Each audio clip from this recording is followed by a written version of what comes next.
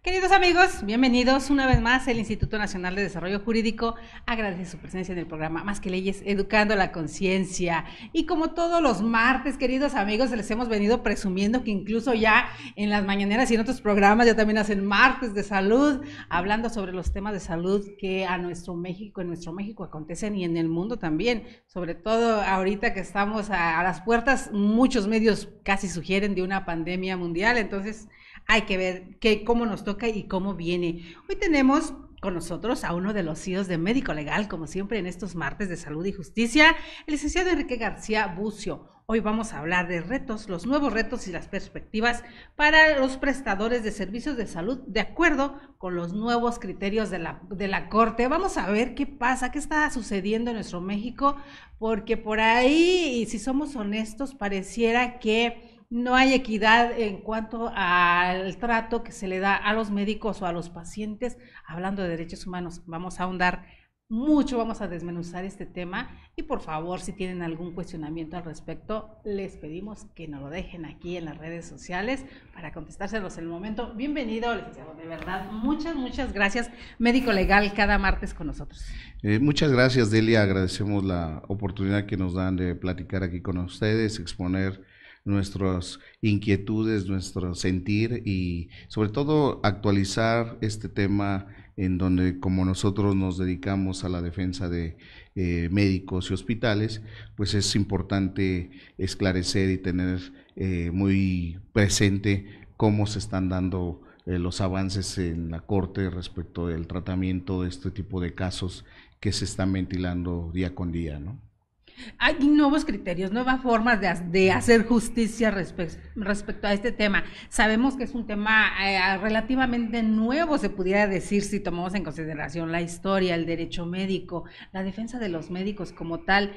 Antes, cualquier médico, o se nos hace muy fácil también en redes sociales, culpar de negligencia a un médico sin tener el conocimiento de siquiera lo que implica esta palabra. Sí, correcto. Actualmente observamos que por los avances tecnológicos, a través de las redes sociales, a través de todo este tipo de información que se tiene ahora al alcance, donde hay información no fidedigna, si alguien se mete y consulta cuál es el tratamiento a seguir para una enfermedad determinada, pues van a encontrar muchos artículos en la red, en las redes, en la red, en la web, y eso implica que no necesariamente el hecho de que encuentren ahí el tema y sea información fidedigna, sea información válida y que esté aprobada por la literatura médica universalmente aceptada, porque al final del día pues tiene que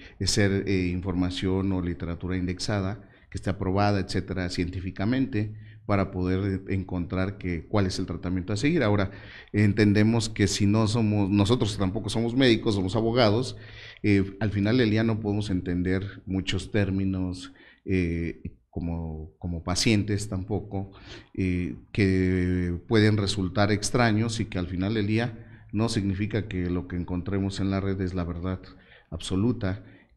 Además, debemos recordar que pues un médico tiene una preparación académica, estudia una licenciatura, termina la licenciatura en la universidad que se trate y después de eso hace una especialidad. Esa especialidad evidentemente pues son no menos de 3, 4 años, lo cual de alguna manera lo hace experto en esa rama de la medicina donde va a ejecutar o va a desarrollar su práctica profesional. Eso no lo podemos olvidar y no nos debe de resultar extraño que finalmente él es el profesional y sabe y tiene un criterio específico para poder actuar y dar el tratamiento acorde a las necesidades del paciente. Ahora, no todos los pacientes pues reaccionan de la misma forma a un tratamiento, desafortunadamente, que eso sería lo ideal. A ti te pueden dar a lo mejor un tratamiento en caso de una infección bacteriana, te pueden dar algún tratamiento que a lo mejor te resultó muy bien por un periodo de 5 días, un antibiótico, etcétera, pero resulta que yo tengo una enfermedad similar y me dan el mismo tratamiento, pero conmigo no funcionó. ¿Por qué? Porque se debe a muchos factores. a mi estado a lo mejor de salud, mis bajas defensas, mi edad a lo mejor, no sé, son bastantes, es la idiosincrasia de cada persona la que va también a, pues de alguna manera dar la posibilidad de éxito o no de un tratamiento. Entonces son varios factores que se tienen que analizar en un juicio, ¿no? En un proceso, ya estando un médico demandado o un hospital, pues esos son varios de los esquemas que se tienen que analizar. No necesariamente el paciente no evoluciona favorablemente porque de alguna manera no se haya dado el tratamiento acorde o que era adecuado, sino porque a lo mejor no evoluciona por otros factores como son su edad, otras enfermedades crónicos y crónico y degenerativas que son de base del paciente. Entonces esos son otros temas que no pueden olvidarse y simple y sencillamente no funcionó el tratamiento y sentenciar a un médico, ¿no? A un hospital. O incluso, como hablábamos hace 8 días, tal vez el mismo tratamiento, pero yo no le llevé al pie de la letra como si lo llevó la otra persona. Y eso también puede influir en crear esta corresponsabilidad de mis enfermedades. Eso es cierto y es un tema muy, pero muy interesante donde efectivamente ahí, si el paciente no atiende las indicaciones médicas que se le dan para efectos del tratamiento que se le ordena, hablando de un tratamiento farmacológico o hablando de un tratamiento postoperatorio, se le dan ciertas indicaciones por su médico tratante y esas indicaciones tienen que hacerse al pie de la letra. Si no se hace, si no la siguen al pie de la letra, pues evidentemente no va a prosperar o va a evolucionar correctamente el paciente. Es una lógica. Pudiera ser que a lo mejor no evoluciona, inmediatamente se pone en contacto, como cualquier paciente, se pone en contacto con el médico y buscan otra alternativa, modificar el tratamiento, etcétera. Pero resulta que simple y sencillamente hay un ocultamiento en muchas ocasiones de que realmente el tratamiento lo siguieron al pie de la letra. Esa es una gran verdad y ahí hay una corresponsabilidad, o sea, no puedes atribuirle, y más que corresponsabilidad, quizás yo me atrevería, es una responsabilidad directa del paciente, porque al final del día, si la evolución no fue favorable, pues es por esta situación. Por ejemplo, pacientes a los cuales se les dice que tienen que permanecer en reposo absoluto, ¿no? En la operación, no quiero mencionar ahorita alguna, o qué cirugía, qué tratamiento específico, de qué área de la medicina, pero se les dice, usted tiene que permanecer en reposo absoluto con estas son las indicaciones, tomarse este medicamento 3 veces al día, etcétera. Y resulta que no guardan el reposo, a lo mejor muchos somos muy hiperactivos y nos urge salir e irnos a trabajar o a hacer otras cosas y no guardan el reposo. Vienen las complicaciones postoperatorias y pues eso no se lo dicen al médico, ¿verdad? No le dicen, fíjate que me fui a trabajar o fíjate que me fui de viaje. Imagínate un paciente operado y se va de viaje, ¿no? Operación que se trate.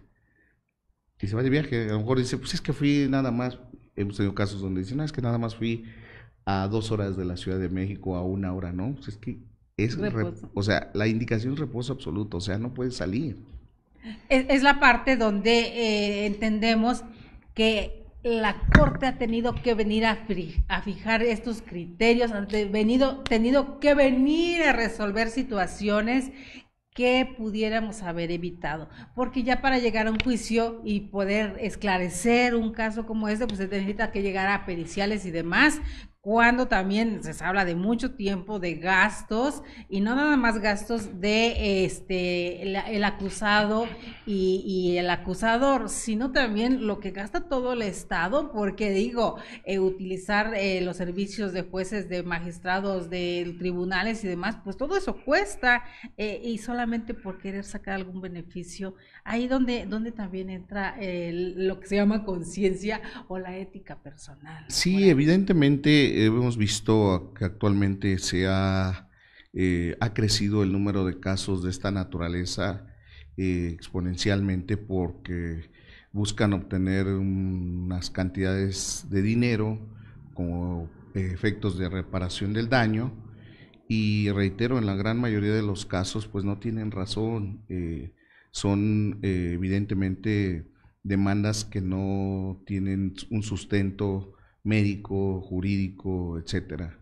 Y pues, como bien lo señalas, se mueve todo el aparato jurídico donde pues se descarga un gran número de recursos, infraestructura, recursos económicos, perdón, recursos humanos, materiales, todo eso cuesta al Estado. Y por otra parte, pues los médicos y los hospitales pues tienen que buscar una defensa para hacer frente a estas imputaciones en un asunto determinado y que no es sencillo, ¿no? Además, pues son juicios muy largos, la gran mayoría, hablando de materia civil, son asuntos muy, muy largos que pueden llevarte no menos de 3 años hasta un poco más, ¿no? Entonces, sí, hay un desgaste también de el aparato judicial, donde podría ventilarse de otra manera y poderse resolver si tuviera la razón, porque no digo que no puede haber algunos casos donde tengan la razón, pues terminarse de una forma amigable, ¿no? Para eso hay otras instancias, está la Comisión Nacional de Arbitraje Médico, donde puede precisamente su intención, la creación de este organismo, pues es resolver de manera pacífica y por conciliación el desarrollo de un conflicto entre un médico y un paciente. Es importante, ¿no? También tomarlo en cuenta. Y hay comisiones de arbitraje médico en todas las entidades, ¿no? Antes de llegar a un proceso legal o judicial. Eso también es importante. También está, por ejemplo, dentro de los tribunales judiciales, pues las instancias de conciliación en cada una de las entidades, ¿no? En cada uno de los estados, en la Ciudad de México también, que son los organismos de buscar la mediación y conciliación, que también existen y no afectan en nada, no puede conciliarse ahí un caso de esta naturaleza. Pero bueno, pues sabemos incluso llegar a los abreviados, ¿no? Tratando precisamente de evitar todo. En materia penal podría ser un procedimiento penal abreviado, pero no es, ni siquiera tendría que llegarse a ese tema, porque en materia penal puede resolverse desde la etapa de averiguación, de investigación, si hubiera realmente un delito o con apariencia de delito, hechos con apariencia de delito y que tuvieran que resolverse y poder fijar una postura dentro de la carpeta de investigación. Ahí pueden resolverse en muchos casos estos temas, ¿no? Sin necesidad de llegar a un procedimiento penal abreviado, ¿no? No es necesario, al final del día son pues de alguna manera hechos considerados como culposos y no dolosos y pueden resolverse en un momento dado desde la etapa de investigación. Pero ahorita jurídicamente, ¿a qué nos enfrentamos? En relación a cuándo fue el cambio, dónde lo percibimos más fuerte en esta materia jurídica respecto a que los médicos o quienes se dedican a todo en el sector salud sienten que están siendo más vulnerados? Pareciera, le mencionaba hace un rato, antes de entrar al aire, esta inequidad, hablando no de género, sino de la relación médico-paciente, en lo que está sucediendo. Pareciera que los criterios respecto a derechos humanos vienen a desbalancear o mover un poco más en favor de los pacientes, pero la protección de los médicos, enfermeros y demás, ¿dónde queda? Correcto. Tenemos antecedentes de criterios de la Corte, de tribunales colegiados desde la novena época, algunos de esos criterios donde empezaron a tratar temas de esta naturaleza, se abordaron, etcétera, y se tuvieron en muchos casos, la Corte ejerció su facultad de atracción y bueno, resolvieron algunos asuntos importantes para efectos de dar certidumbre o crear una situación como asuntos relevantes, resolver estos casos, ¿no? Sin embargo, pues ahora en la 10ª época, a raíz de la reforma constitucional 2011, el nuevo paradigma de la protección de derechos humanos, pues evidentemente también se toma este aspecto del derecho a la salud, en el artículo 4, que es el derecho de acceso a la salud, Y bueno, basados en un poco de este tema, encaminan todas y cada una de las resoluciones donde los pacientes tienen derecho a una salud acorde a sus padecimientos, etcétera. Y bueno, se busca de alguna manera por los tribunales federales que, pues yo diría prácticamente que se resuelva un problema de salud de una persona cuando no se ve a veces todos los problemas o las patologías previas que tiene o la propia, dijéramos, la idiosincrasia de cada persona, el por qué no evolucionó, como te dije al inicio, satisfactoriamente. Para esto, bueno, pues sí existen pruebas periciales en cada juicio, donde los peritos deben de ser muy puntuales y deben de ser muy específicos en determinar el por qué ocurrió tal o cual situación, si se complicó, por qué fue la complicación, o si el procedimiento fue el procedimiento correcto, si el diagnóstico fue adecuado y el tratamiento fue correcto, oportuno, etcétera. Eso es lo que debe de buscarse como primer elemento de un proceso.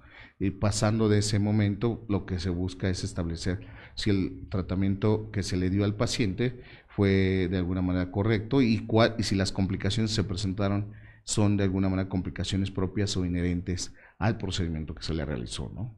Eso a veces, lamentablemente, no lo ve la autoridad, hablemos a veces de la local o la autoridad federal, y no hay un análisis correcto y concreto de todo el caudal probatorio, en este caso, sobre todo lo más importante siempre, aunque hay otros elementos de prueba también importantes, pero dentro de los más importantes pues, son las pruebas periciales, ¿no? Ahora, pruebas periciales específicas en la materia, sobre el órgano humano, sobre donde está o radica el debate, es decir, si alguien se queja de una cirugía de columna, pues el perito idóneo para poder emitir una opinión técnica, porque quien hizo una cirugía de columna pues, es un especialista en columna, el perito idóneo tiene que ser un perito que conozca de esta área de la medicina, y resulta que los jueces, primera instancia, permiten que vengan a dictaminar médicos generales o médicos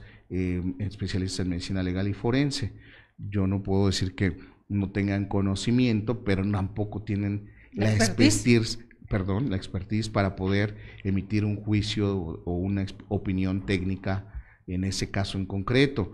No es lo mismo un médico que va y se mete al quirófano, resuelve un tema de columna, sabe cómo hacer un implante, sabe cómo hacer cualquier tipo de cirugía, y de alguna manera si eso no lo hace comúnmente, no lo hace, pues la opinión que diga o que establezca pues es subjetiva, y entonces ahí es donde tenemos mucho tema de conflicto, las autoridades no ven esa cuestión. Que un peritaje de esa naturaleza tendría que hacerlo un par. Claro, nosotros ofrecemos un perito especialista en esa rama de la medicina y el perito de mi contraparte tendría que ser un perito también de la misma área de la medicina.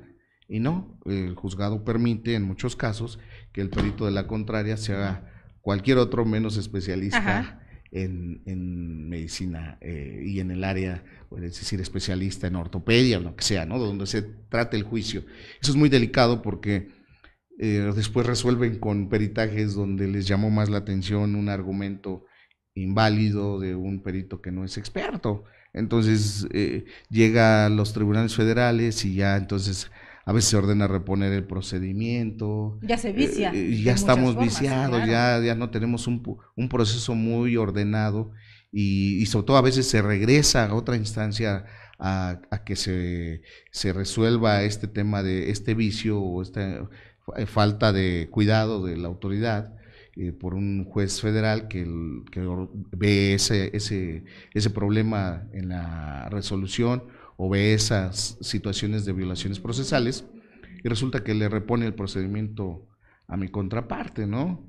Entonces, eso es muy delicado, ¿no? Porque grave. Ya se cambia también aquí en lo que es...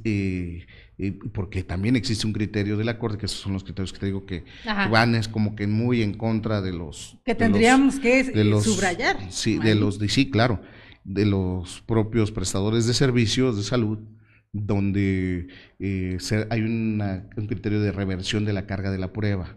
Es decir, ahora se rompe ese equilibrio procesal donde, como en todos los juicios que hay en México, bueno, el que afirma está obligado a probar, y el que niega está obligado a probarla cuando esa afirmación se esté negando.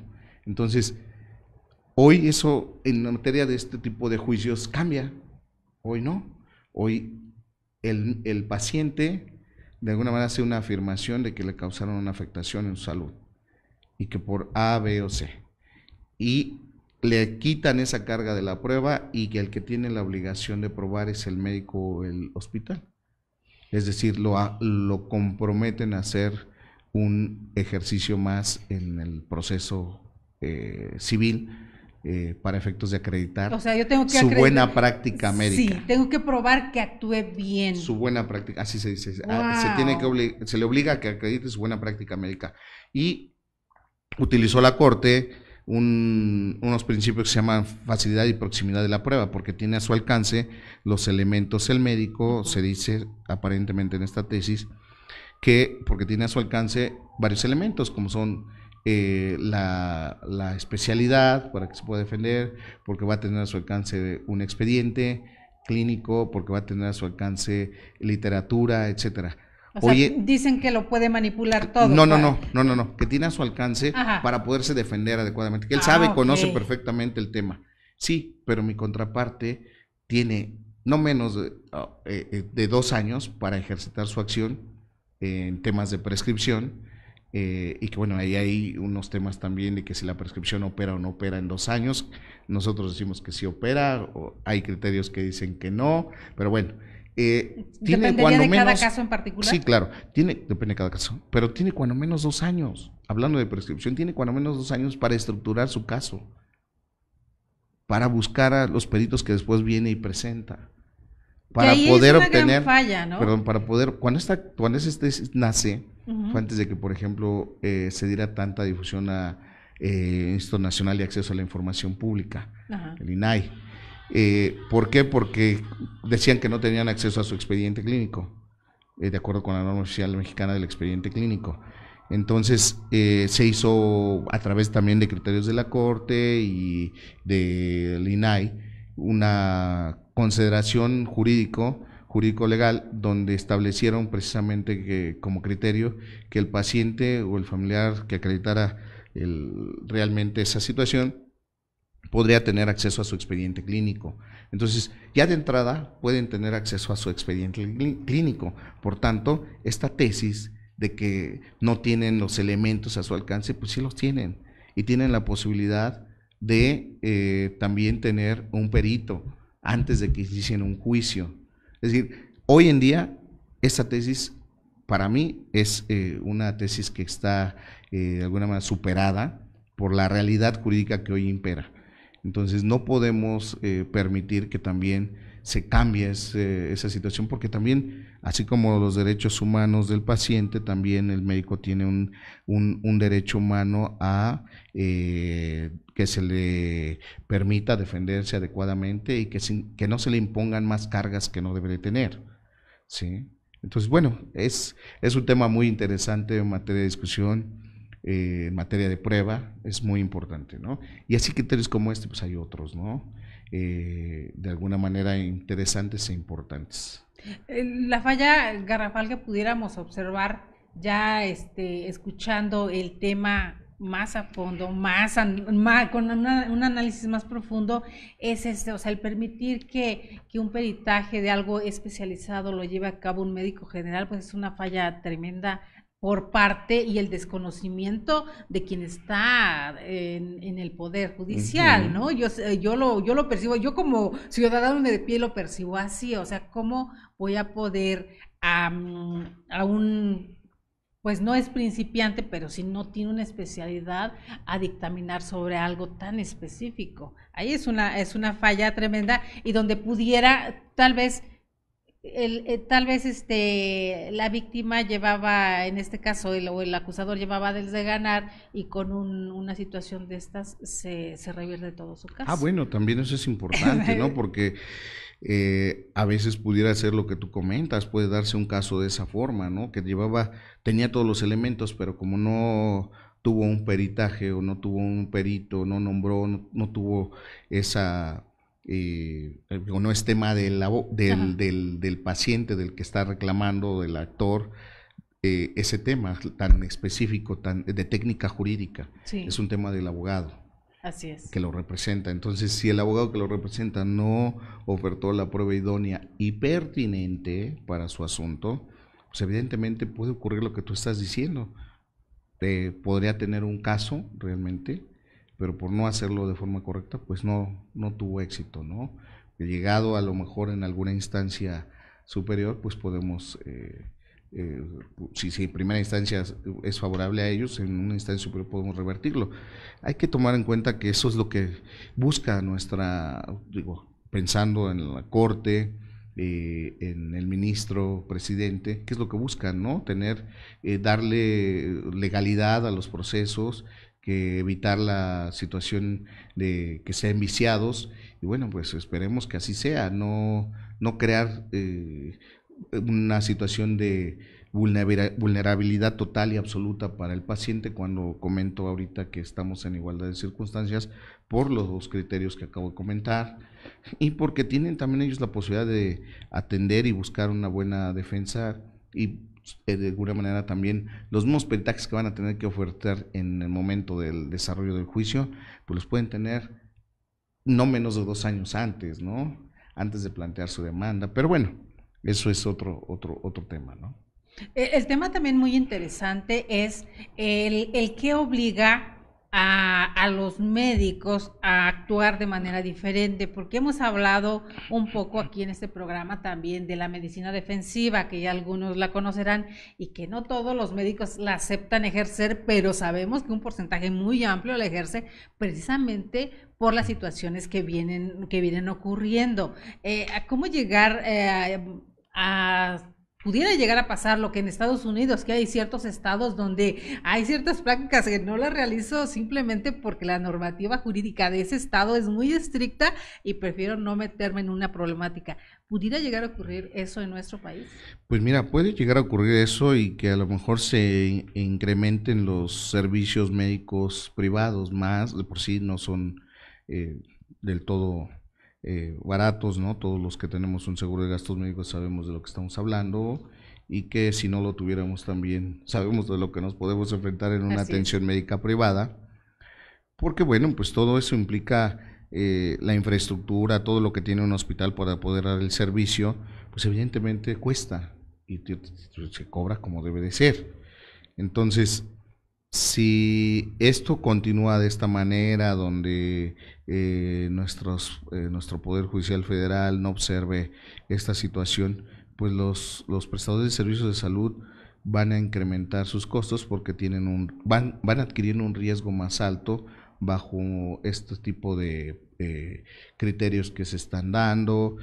Van a tener que actuar como tú lo dices, a lo mejor una medicina preventiva los médicos, perdón, defensiva los médicos, y que no conlleva nada, ¿no? Al final del día, ¿dónde va a estar su juicio clínico y libertad prescriptiva para poder diagnosticar y para poder dar un tratamiento? La evolución del mismo sector salud, Eh, quiera que no se detiene un poco o un Pues mucho sí, ahí. sí, y el tema de que puede crecer así de esa manera es preocupante, porque imagínate, pues el médico que pues de alguna manera se siente acorralado en ese sentido con este tipo de temas, pues va a decir yo ya no practico a lo mejor o no ejerzo la medicina en la especialidad, en donde me encuentro trabajando ahorita en la Ciudad de México, y a lo mejor me voy a otro lado, no sé, pueden ocurrir muchas cosas, ¿no?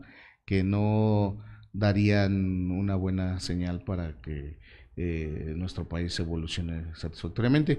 Lo que ocurre en Estados Unidos, bien lo dices, desafortunadamente, pues en muchos lugares ya por ejemplo, no practican la ginecobstetricia, hay muchos médicos que ya no lo hacen.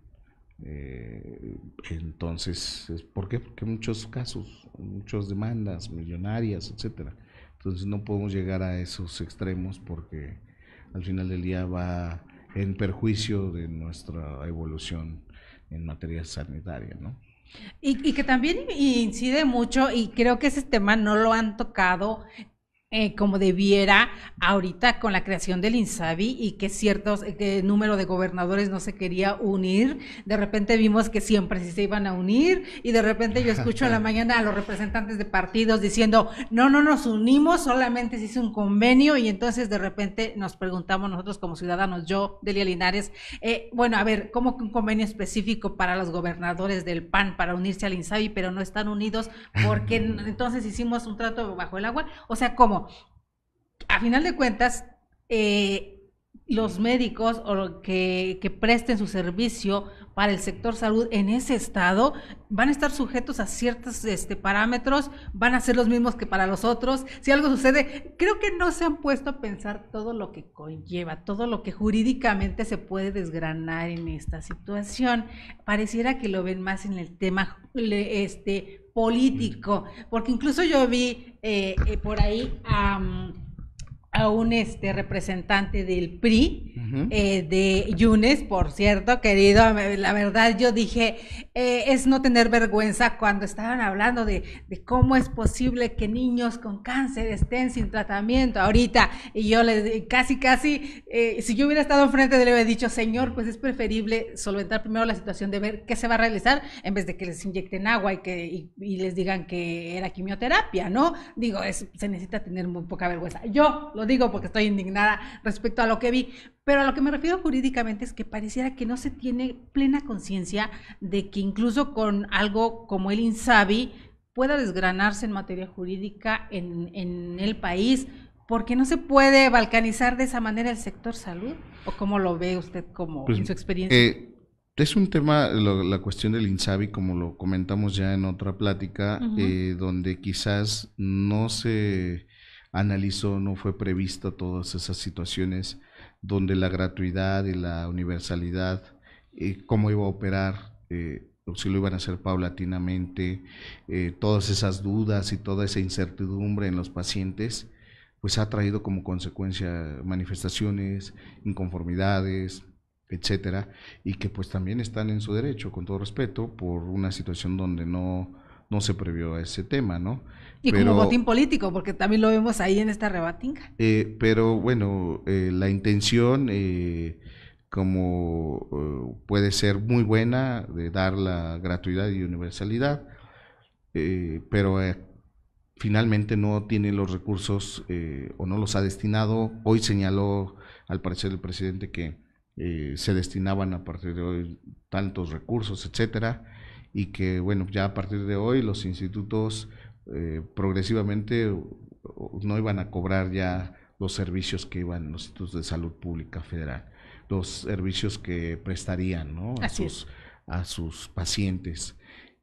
Habrá que ver cómo va resultando en los próximos días, si efectivamente eso se cumple o no se cumple.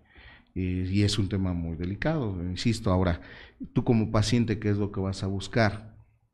Si tienes el recurso y tienes una atención médica, generalmente los médicos de un instituto de salud o de IMSS o ISSSTE trabajan en el consultorio o en el hospital público, de los que acabo de mencionar, y por el otro lado tienen un consultorio privado. Su consultorio privado, donde no tienen ninguna relación con el hospital privado, el que sea, ellos tienen y ejercen su práctica de la medicina de forma particular, sin ser subordinados, sin ser empleados, sin nada. Simplemente pagan la renta de un consultorio que les renta otro médico, generalmente, o les renta área específica o están en otra área distinta del hospital, etcétera, ¿no? Pero a veces el paciente se va con la idea de que pertenece Sí, al no, mismo nunca, hospital nunca. y a veces eso también ayuda a que se tergiversen por ahí las Sí, no, nunca, informaciones y nunca es demás. así. Los médicos son independientes, los médicos no pertenecen al hospital, ellos ejercen su medicina, ellos cobran sus honorarios directamente. Si fueran parte del hospital, los cobraría el hospital, ¿no? Claro, Entonces claro. no es así y ellos pactan con el propio médico. Eh, entonces, regresando a este punto, la situación es que si tú como paciente tienes a lo mejor un recurso y dices, bueno, no me están dando la atención en el INSABI, vas a ir y vas a buscar al médico, ese mismo médico te puede dar la atención en su consultorio particular. Y Que bueno, pues sucede no también, suspendes y también sucede al y contrario, sucede, ¿no? y no sí, sucede también al contrario. Cuando no hay recursos, también el médico te dice, bueno, pues yo doy consulta en tal lado, si quieres ve y busca que te atienda por allá, con gusto. Entonces eso está ocurriendo o puede ocurrir con mayor frecuencia y donde precisamente lo que acabas de comentar, entonces el paciente se va a la atención privada y ya tiene claro que el médico es independiente al hospital, pero sin embargo quiere en un momento dado, en un juicio, hacerlo corresponsal al hospital con el Exacto. médico sobre la actuación que él de alguna manera le dio, que el médico le dio a ese paciente. Entonces es donde de forma dolosa, de mala fe, pues quieren involucrar en un tema donde el hospital no tiene absolutamente ninguna responsabilidad. Dijéramos, ni siquiera participó en los actos médicos que le dio el médico tratante. Entonces, pudiera ser que nada más lo que único que hace el hospital, si es un tratamiento quirúrgico, pues le da servicios hospitalarios. Los servicios hospitalarios son poner a su alcance del médico la infraestructura, medicamentos, materiales de curación, Incluso el material humano, todo el sí, personal, todo el sí. personal, etcétera, quirófano, etcétera, el cuarto de habitación donde después de la cirugía iba a permanecer en posoperatorio. Entonces, todo eso son los servicios hospitalarios y hay que distinguirlos de los servicios médicos. Los servicios médicos corren a cargo del médico tratante, que ellos eligen de forma personal, sin indicación del hospital, es una elección propia del paciente. Yo voy con el médico A o con el B o con el C, y yo elijo A, B o C, pero no me están diciendo vete con el A. Entonces el hospital es independiente en todo ese tema y que cuando plantean una demanda lo plantean señalando una solidaridad, una obligación solidaria donde quieren enganchar al hospital con el médico, vincularlos para efectos de un juicio y obtener una ganancia, un por beneficio supuesto. indebido. Saben perfectamente que no es lo mismo demandar nada más al médico que demandar al hospital en conjunto. Entonces, esa es parte de la situación donde también ahí la Corte se decantó en un criterio que de alguna manera considera que existe una representación aparente por el hecho de que el paciente va con el médico y el paciente considera que es parte del hospital. No, bueno, eso es una consideración muy propia, pero no quiere decir que esa sea la verdad jurídica, ¿no? Así Ni es. jurídica, ni real, ni material. Es distinto. O sea, porque volteamos la cara y pensamos a lo mejor ahora de otra manera, qué pasaría si le causa una afectación durante la estancia hospitalaria, el paciente, pensemos, se le cae un aparato encima y le causa una lesión. Un aparato que es propio del hospital. ¿A quién van a demandar? El hospital, ¿no? No Así. van a demandar al médico. Ahí no hay corresponsabilidad. Ah, pues es que el médico me dijo que me internara en el hospital, pues también le mando al médico. No, eso no lo hacen, no lo harían. Esa es la incongruencia. Ajá, así es. Entonces, eso es lo que vemos, ¿no? Esos criterios así muy interesantes de la Corte que nosotros pues no compartimos y que bueno, pues estamos día a día trabajando en un momento dado. Lo más interesante aquí, licenciado, es que lo vemos como en el afán y esa es mi percepción de, pues aquel tiene más, entonces por eso le vamos a cobrar más, porque estamos hablando de la defensa de consorcios médicos o de hospitales grandes y demás, pero la medicina privada no solamente se refiere a hospitales grandes, sino solamente se refiere a clínicas importantes. También hay muchos médicos que trabajan, en un pueblo trabaja un médico de forma particular y es medicina privada. Creo que a veces no lo entendemos por ahí. Por ende, no va a tener los recursos para pagar una defensa legal que tiene un hospital de la magnitud de los que vemos en una megalópolis como esta. Entonces también pareciera que los criterios ahí no aplican de la misma manera. ¿Por qué sucede esto?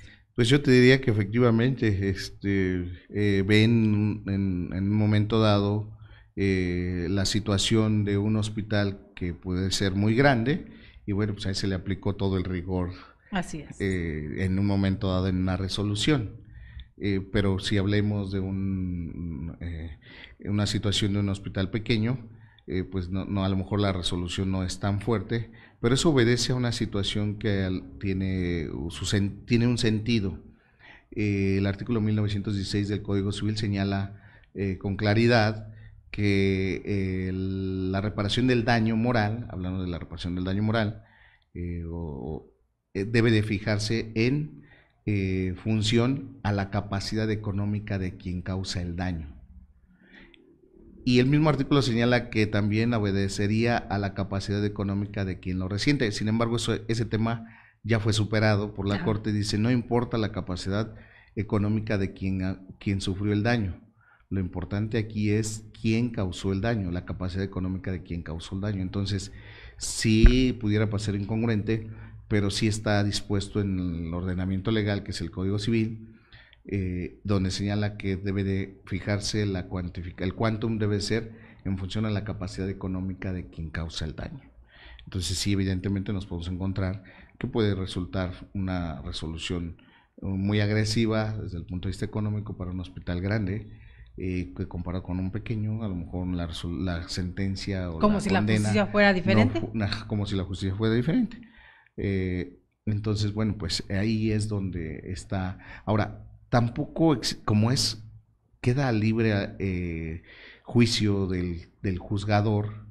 Tenemos una situación donde no hay, como no hay parámetros, y donde había leyes que fijaban un parámetro para fijar el daño moral. Por ejemplo, la Ley Federal de Responsabilidad Patrimonial del Estado establecía un quantum, se declaró inconstitucional ese artículo y no puede ser fijado, y así en otros lugares, en otras entidades se declararon inconstitucional. Entonces, como no hay una situación donde diga, bueno, tú puedes sentenciar por daño moral hasta X cantidad. No hay tabulador para eso. No hay un tabulador, queda a juicio del órgano jurisdiccional, y eso es muy delicado, porque el criterio del juzgador, cómo va a establecer sin darle ningún parámetro para la resolución, solamente atendiendo a la capacidad económica de quien causó el daño.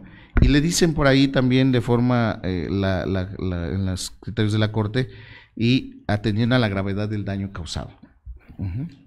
Entonces, pues sí, podemos decir que a lo mejor la gravedad del daño, ¿cómo la puedes tú también determinar, no? Así es. O sea, cuantificar incluso. ¿Cómo la cuantificas, sí. no? ¿Cómo la cuantificas y determinas en un proceso? Y además, algo también subjetivo. hemos preguntado y platicado. Se habla en este caso de las víctimas directas, pero todas las víctimas indirectas rara vez van dentro de esta cuantificación que hace el juzgador. Mira, en tratándose de temas de carácter civil, desde luego la ley de víctimas no tendría aplicación porque está orientado a la parte penal. Entonces, ahí tenemos, aunque tenemos casos donde han intentado llevar ese tema de víctima directa e indirecta, realmente la afectación, eso también es evidentemente cuando ves una demanda de esa manera redactada, pues sabes perfectamente que hay una cuestión de querer un beneficio económico, ¿no? Ya es más allá de que realmente hubiera habido o no una afectación, sino ya eso implica querer obtener un lucro, ¿no? Ya hablar de una víctima directa, víctima indirecta en un juicio civil. Nosotros consideramos que no es aplicable en la materia civil esa situación, porque la ley federal de víctimas no lo prevé de esa manera, ¿no? Entonces, bueno, pues ahí estamos en esa cuestión, en esa disyuntiva, pero reitero, el tema de la indemnización, pues también tiene ahí su análisis la Corte, donde te comento es en función de la capacidad económica de quien causa el daño y la gravedad del daño causado. Entonces, con eso no es suficiente, no queda muy claro para el juzgador para establecer cuál es el quantum que puede o que tenga que fijar para hacer la fijación de una indemnización. Entonces, basados en esa situación o criterios muy subjetivos que puede tener un juzgador, porque le dejan ahí el trabajo que no tiene otros elementos más que los que señala en los propios tesis de la Corte, pues vemos una situación de que puede ser abusivo el fijar una cantidad determinada en un momento dado, ¿no? Y por otro lado, hablando de otras figuras que no estaban o que no están propiamente en nuestros ordenamientos legales, que también ha traído la Corte y que se están de alguna manera cobrando fuerza, que son, por ejemplo, los daños punitivos, que es también es una situación donde te voy a condenar para efectos de que como una especie de castigo y que no vuelvas a cometer, efecto disuasivo, ya no vuelvas a cometer esa falta, ¿no? Que mejor te preocupes por la prevención, que bueno, y eso es lo que tendremos, eso es, dijéramos, lo que nosotros buscamos. Pero con se ha todos logrado, estos criterios. ¿se puede lograr el objetivo como está planteada? Pues es lo mismo, hay críticas, hubo críticas en algunos casos que se resolvieron de 2 ministros de la Corte que hicieron su voto particular, en los cuales señalan precisamente que como no está establecido cómo va a fijarse esta situación de hacer esa condena de daños punitivos, pues no le ven una situación donde pueda ser equilibrada, justa, equitativa, para efectos que puede ser violatoria también de derechos para el para el que se le condena, ¿no? O sea, no hay un parámetro, no hay una fijación de criterios. A ver, en caso de daños punitivos, le vas a causar así, le vas a condenar de esta manera. No hay una forma de hacer ese esquema, esa cuantificación, ese cálculo. Es omiso en resolverlo de esa manera la Corte, ¿no? Y están los votos particulares de 2 ministros. En ese sentido es un caso pues que tomó mucha fuerza y que pues de alguna manera pues es el precedente importante en el caso de daños punitivos. Hay un caso también que hemos mencionado aquí con el licenciado Daniel Osvaldo Rojas, saludos a donde anda el licenciado, por ahí debe de estar mirándonos, sobre el tema que tratábamos de Jalisco, precisamente, donde la Corte designa una cantidad casi de 850,000 pesos mensuales para la víctima. O sea, ¿cuánto tiene que trabajar un médico para pagar esa cantidad a una víctima de forma vitalicia? O sea, pues mejor deja de trabajar de médico, muchos se retiran, o qué pasa en una situación como esa. Se me hace una... Y es que no es solo eso en esa resolución, vemos que el Poder Judicial Federal en esa resolución, pues no solamente fija es un tribunal colegiado, no solamente fija esa cuestión de la indemnización de vitalicia, sino también dice, bueno, vámonos hacia atrás, también tienes que pagar el retroactivo. Y pues aquí condena no solo, condena al hospital, años, ¿no? También, 10 años, sí, entonces es un caso que pues prácticamente ese hospital estaría, pues le estaría de alguna manera quebrando propiamente un caso de estos, ¿no? Claro. Entonces, dejaría de trabajar. Y estamos hablando de un hospital. Correcto. No lo digamos de un médico. Bueno, pues evidentemente. Entonces, ¿qué pasaría algo en una situación como esta? Digo, porque debe de haber casos como este. Sí, o sea, es una cuestión para el médico, pues se vuelve impagable, ¿no? Así es. O sea, no tendría la capacidad económica para poder hacer frente a una situación como esta. Y para el hospital también se convierte ya hasta cierto punto en una cantidad impagable. Estamos hablando de la IP, de la medicina privada, la iniciativa privada, sí. Pero cuando es para el otro lado, cuando se trata del sector salud y vienen demandas de esta naturaleza, entonces el Estado tiene que responder con dinero del erario para solventar estos gastos? ¿O qué Sí, pasa ahí? sí, por supuesto. Es decir, ahí, aunque aquí vemos un tema, por ejemplo, la Corte también en la segunda sala se decantó en el sentido de que no operaba para las cuestiones de hospitales públicos, Y es donde decimos que entonces la justicia. el concepto de daños punitivos. Y entonces de repente es Caray, donde vemos la balanza de la justicia hacia un dónde desequilibrio va. total. Exactamente. Entonces,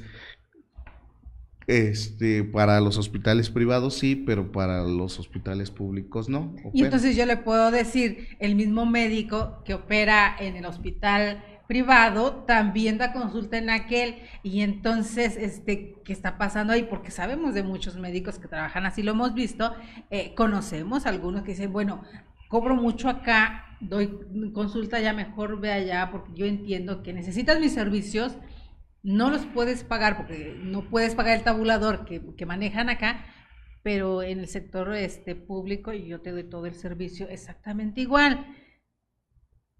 Hasta ahí vamos bien, pero cuando se trata de equiparar la justicia en este lado donde tendría que pagar, pareciera que entonces ya no es lo mismo, y entonces esos criterios de la Corte dejan desamparado a quién. Pues sí, digo, finalmente el tema es que si lo vemos como tú lo señalas, si es un paciente que se atendió en un hospital público, pues resulta que si tuviera la razón en el tema de que tuvo una afectación a su salud por el tratamiento y procedimientos que le realizaron, evidentemente no podría acceder a este tema de daños punitivos, a esta figura jurídica que está implementando, que se implementó en un asunto y en otros, pues como un criterio. Esos nuditos que vemos ahí como que pues no nos quedan de todo claro. Sí. Y yo me imagino que para ustedes como profesionales en esto, cada cosa que encuentran a su paso así, que no es lo mismo, no es la misma justicia de este lado de la banqueta que del otro lado. Así entonces es complicado para ustedes. Así es, sí, pues eso es lo que vemos, ¿no? En los criterios de la Corte. Hay otros criterios importantes que también no podemos decir que todo está mal. Por el ejemplo, tenemos un caso ahí de el tema de la inconstitucionalidad de una norma oficial mexicana para el tratamiento de la obesidad, y donde declaró inconstitucional la norma oficial mexicana la Corte, porque había dos razones ahí importantes donde establecía que no podía normarse un criterio porque se le exigía o el médico perdería su juicio clínico y libertad prescriptiva, es decir, le impone ciertos requisitos la norma para poder darle un tratamiento quirúrgico a un paciente que es candidato, y le dice a la Corte, bueno, pues eso no es correcto, la norma oficial mexicana no puede operar de esa manera, y además de ello, el tema de la cuestión donde se le prohibiría en un momento dado ejercer su libertad de trabajo también al médico, y por otro lado se le prohibía también al paciente si no cumplía, dijéramos, con ciertas condiciones, ¿no? Por ejemplo, tener 35 o 40 por ciento de sobrepeso, etcétera, y que eso implicaría que o de masa corporal, si no tenía ese requisito no podía acceder. Pero por ejemplo, el llamado IMC, un paciente que tuviera el 30% mayor al índice de masa corporal, pues entonces no tendría derecho, porque es el 35 y el 40. Perdón, también yo como paciente me estás restringiendo a que no pueda yo acceder. Entonces la Corte declaró inconstitucional un artículo de esa norma, y bueno, pues estamos ahí en una situación donde es favorable porque permite la práctica médica también para este tipo de casos específicos, ¿no? Y que ahí tendríamos que ver quiénes integran las comisiones de salud en las cámaras, que es cuando de repente vemos que dan unas metidas de pata que válgame Dios, terribles. Ustedes como profesionales se dan cuenta inmediatamente, dicen, oye, ¿quién escribió esto? No tenía la mínima idea de qué se estaba tratando, de qué se está hablando.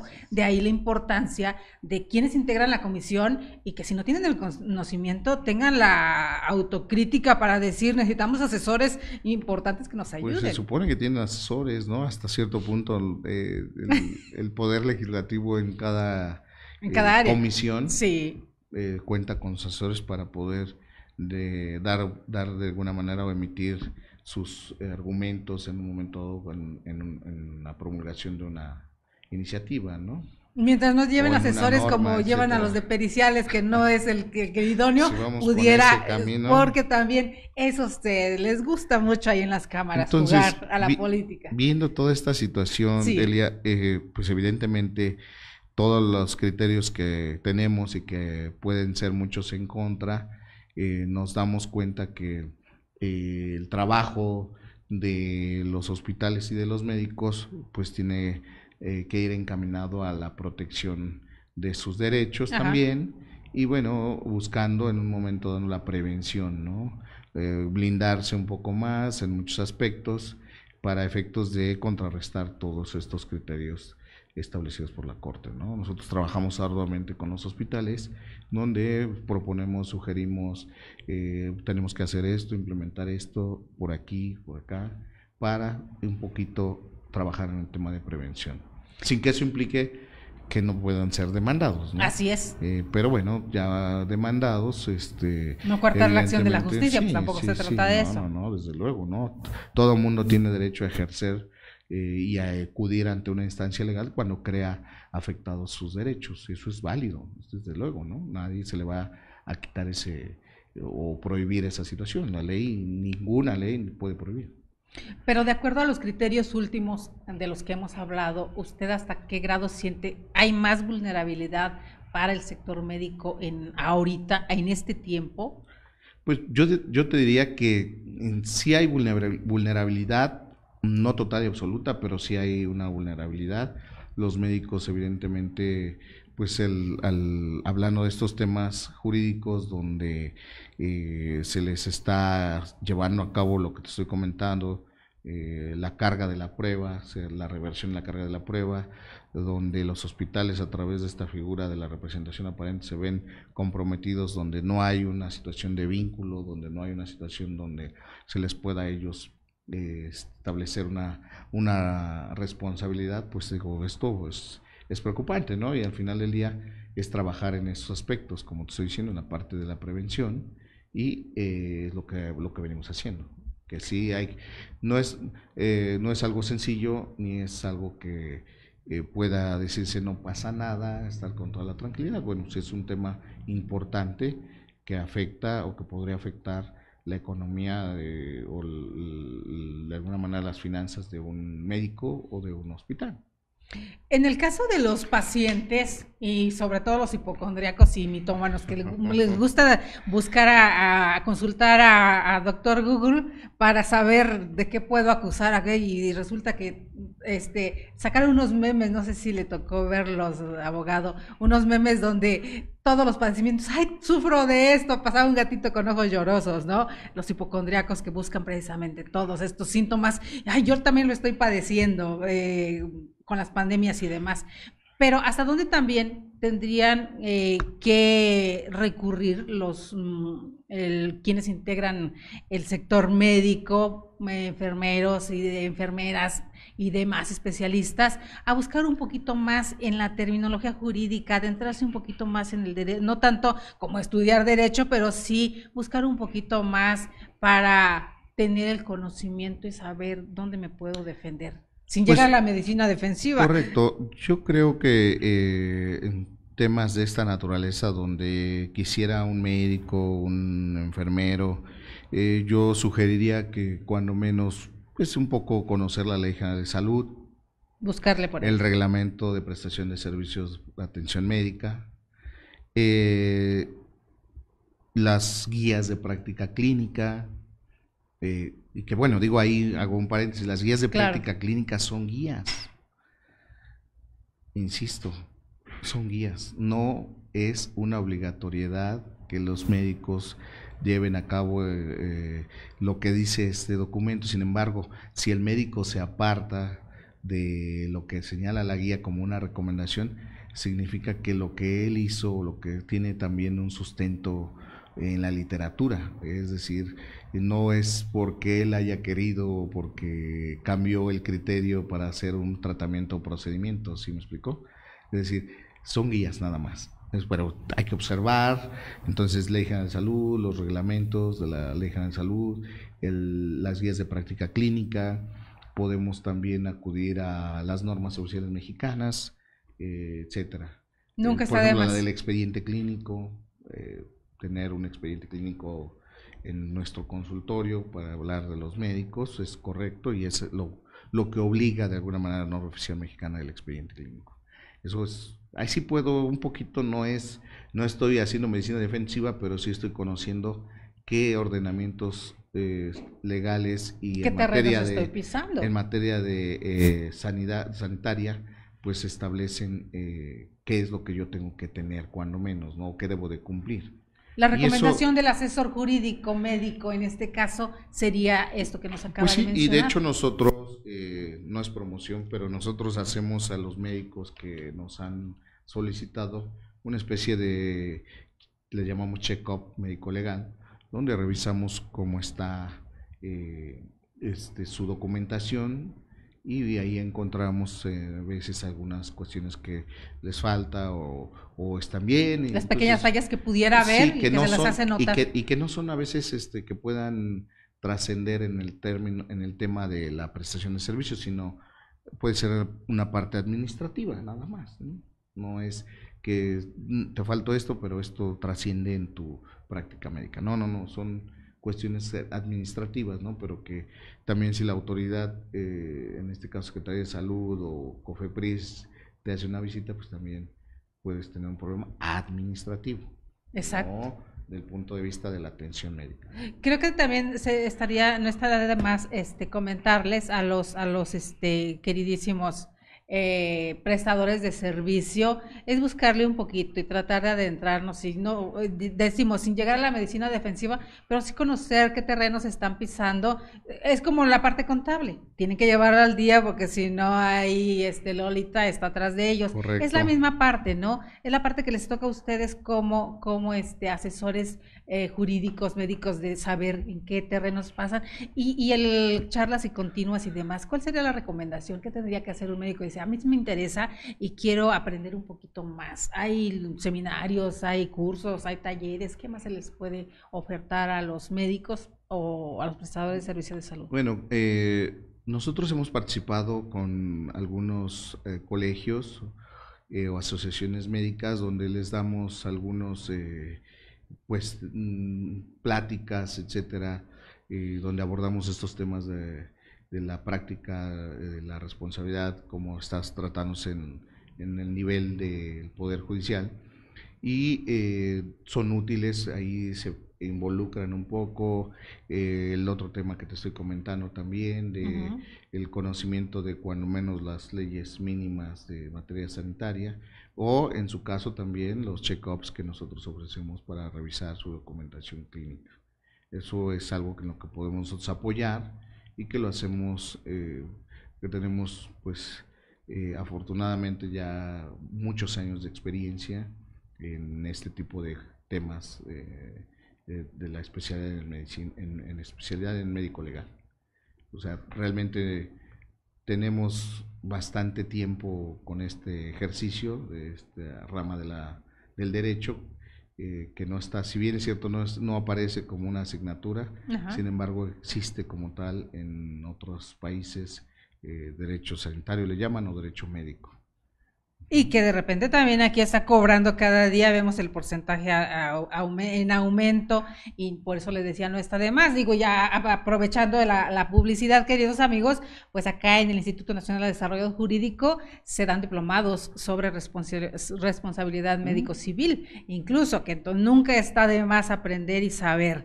Entonces, queridos, de verdad, un gusto conocer cada día un poquito más, y que criterios de la Corte, tesis aisladas y demás, nos las traigan a dar a conocer los especialistas en el tema. ¿Dónde podemos encontrar, si alguien quisiera adentrarse un poquito más en esos temas, a dónde puede recurrir? ¿Hay páginas? ¿Hay sí, por supuesto, en la página de la Corte, en el Seminario Judicial de la Federación, ahí pueden buscar y ahí aparecen los temas que ellos quisieran o cualquier persona quiera consultar. Con el buscador como Google, así normal se mete el tema. Sí, bueno, puede ser, pero no es, lo más recomendable es insisto, en la página de la Corte. Ajá. Y ahí en el Semanario Judicial de la Federación, ahí se busca el tema específico y ahí se puede encontrar, ¿no? Sobre Nunca. estos temas todos los temas de tesis y jurisprudencias, Sí, pero claro. si quieren buscar de este tema, Específicos ahí lo de pueden encontrar. salud. Ah, Es perfecto. correcto.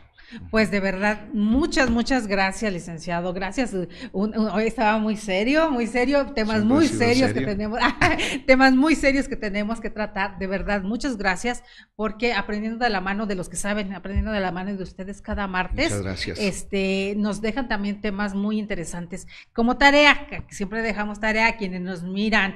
Por ahí, queridísimo maestro Héctor Antonio Becerra Orefice, de Becerra Orefice Abogados, Justicia para Todos, un saludo al programa. Gracias por estar todos los días con nosotros y compartir el programa, aprender. ¿Qué nos deja de tarea? Pues yo creo que hacer una reflexión en el tema de cómo ver a los prestadores de servicios de salud. La medicina es una ciencia no exacta. La medicina la ejercen los médicos sin buscar causarle una afectación a una persona, siempre es buscando su recuperación. Y bueno, el juramento hipocrático por delante. Es correcto, entonces yo diría que por ahí que debemos de ir asumiendo y viendo que todos en la vida vamos a necesitar el tratamiento de un médico, el que sea.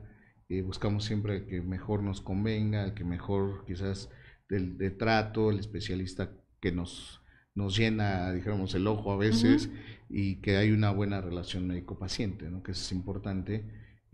Cuando yo voy a consulta con un médico, si yo creo que no hay una buena relación, pues mejor busco otro, que tengo esa libertad.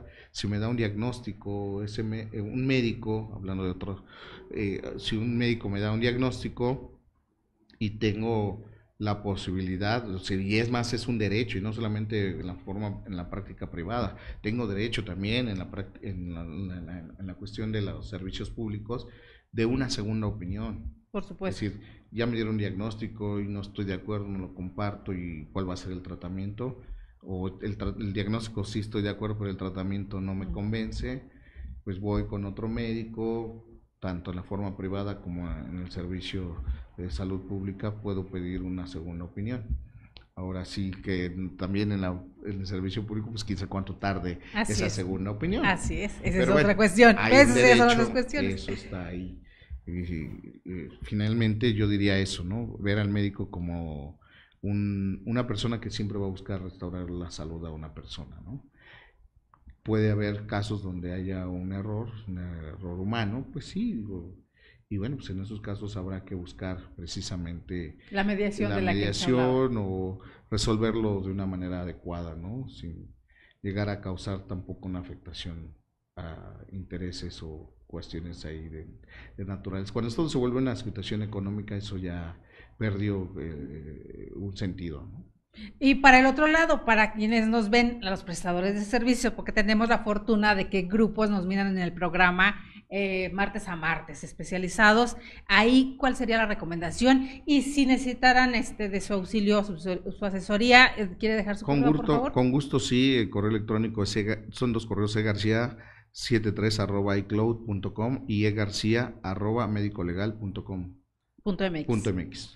Entonces, si ellos necesitaran, ¿qué tarea sería para ellos en este caso? Porque son dos vertientes completamente diferentes. ¿Qué tarea sería para los médicos, los enfermeros, los prestadores de servicios? Insisto, lo que comentábamos, ¿no?